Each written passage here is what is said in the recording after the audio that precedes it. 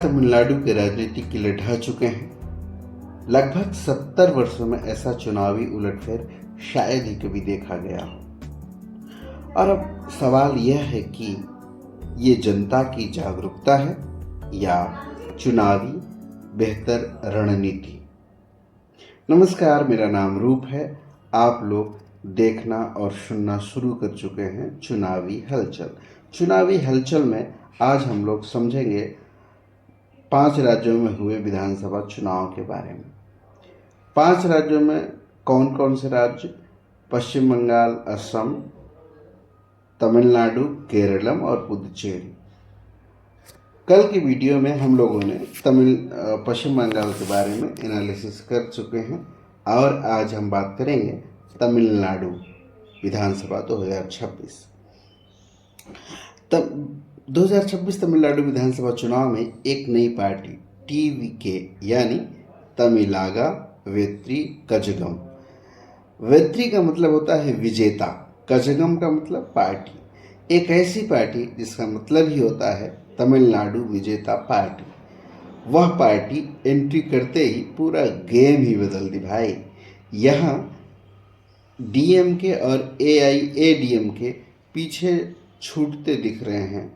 न सिर्फ पीछे छूटते दिख रहे हैं बल्कि उनका किला ढहता हुआ दिख रहा है।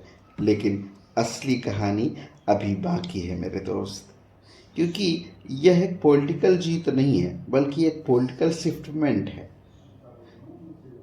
पॉलिटिकल शिफ्टमेंट और पॉलिटिकल जीत में क्या डिफरेंट है, क्या अंतर है? पॉलिटिकल जीत मतलब यह हुआ कि यह जीत इस बार तो मिली फॉर्चुनेटली, लेकिन अगली बार हो सकता है कि ना मिले। लेकिन पॉलिटिकल शिफ्टमेंट का मतलब होता है कि उन पार्टियों को जो अभी तक पुरानी पार्टियां हैं उनको रिप्लेस करते हुए, उनको ख़त्म करते हुए एक नई पार्टी आई है जो संभवतः तमिलनाडु की दशा और दिशा को बदल दे। अब सवाल यह है कि आखिर टीवीके इतनी तेजी से कैसे आगे बढ़ गई? बहुत सारी राजनीतिक पार्टियां आती हैं और बहुत लंबे समय तक संघर्ष करती हैं, लेकिन कुछ चंद सीटें ही जीत पाती हैं। लेकिन टीवीके आते ही अपने नाम के हिसाब से अपना दबदबा कायम करते हुए 108 सीटों पर विजय हासिल करती है। उसके पीछे के कारण क्या बताते हैं विशेषज्ञ? विशेषज्ञों का मानना है, नंबर 1, युवाओं का जबरदस्त सपोर्ट, और दूसरा एंटी इनकम्बेंसी यानी सरकार के खिलाफ नाराजगी, और नंबर 3, नया फेस जिसमें बदलाव की उम्मीद दिखी। एक बात तो बहुत क्लियर कट हो गई है कि साउथ इंडिया और नॉर्थ इंडिया में एक डिफरेंस यह है कि ऐसा नहीं है कि वहाँ पे करप्शन नहीं है, वहाँ पे जातिवाद नहीं है।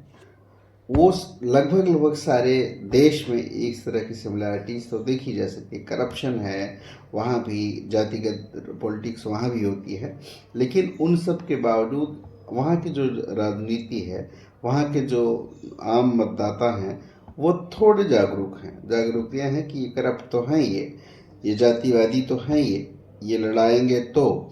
लेकिन उन सब के बावजूद इनको 10 साल से ज़्यादा मैक्सिमम रहने नहीं दिया जाए। इसका भी एक अच्छा प्रभाव पड़ा, जिसका परिणाम ये हुआ कि टीवीके को एक बेहतरीन मौका मिला। लेकिन गेम तो अब शुरू हुआ। कैसे? क्योंकि टीवीके के पास 108 सीटें, डीएमके के पास 60 सीटें, एआईएडीएमके के पास 65 सीटें, लेकिन किसी भी पार्टी के पास मेजॉरिटी नहीं है। इसलिए सरकार बनाने के लिए गठबंधन की ज़रूरत बहुत ज़्यादा है। यहीं पर विजय थालापति बन जाते हैं किंग मेकर, या वो बनेंगे सीएम। अब ये तो वक्त ही बताएगा कि वो सीएम बनेंगे या किंग मेकर। लेकिन एक प्रश्न तो यह भी उठता है कि वो डीएमके के साथ जाएंगे या एआईएडीएमके के साथ जाएंगे, अथवा कांग्रेस सहित जो अन्य छोटे छोटे घटक दल हैं उनके साथ। एक बात तो साफ है, तमिलनाडु की राजनीति पहले जैसे नहीं रहेगी। अब आपके हिसाब से टीवीके को किसके साथ जाना चाहिए, डीएमके अथवा एआईडीएमके के साथ? कमेंट बॉक्स में ज़रूर बताएं। आशा करता हूं कि यह वीडियो आपको ज़रूर पसंद आए, और अगर पसंद आया हो तो वीडियो को लाइक कीजिए, सब्सक्राइब कीजिए और शेयर कीजिए। Thank you very much. जय हिंद, जय भारत, नमस्कार। आप सब यूट्यूब और फेसबुक बंधुओं से, फेसबुक साथियों से विनम्र निवेदन है कि आप मेरे चैनल को ज़्यादा से ज़्यादा लाइक कीजिए, सब्सक्राइब कीजिए और कमेंट कीजिए तथा शेयर भी कीजिए। हालांकि